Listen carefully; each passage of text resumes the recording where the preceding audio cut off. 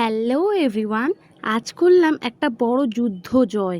আমি আজ পর্যন্ত এত খাসির মাংস একসাথে রান্না করিনি। প্রায় 2-2.5 কিলো ওজনের খাসির মাংস।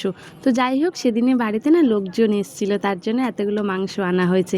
তো ভালো করে নুন, হলুদ আর টক দই দিয়ে ম্যারিনেট করে রেখে দিলাম অনেকক্ষণের জন্য, মোটামুটি আধা ঘন্টার জন্য। তারপর কড়াইতে সর্ষের তেল দিয়ে একে একে আলুগুলোকে ভেজে নেবো।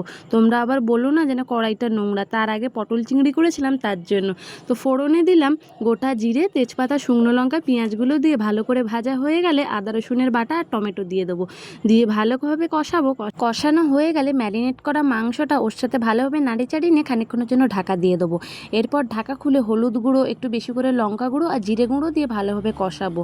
এটা না আমাদের গ্রামে লঙ্কা চাষ হয়, সেই লঙ্কা শুকিয়ে একদম গুঁড়ো করা, বলতে গ্রামেই করা, কোনো রকম রং মেশানো না। তার জন্য না রঙটা সেই দেশে একদম লাল যে রঙটা সেটা আসেনি। আমি কিন্তু অনেকটাই গুঁড়ো লঙ্কা দিয়েছি আর ঝালও একটু হয়ে গেছিলো।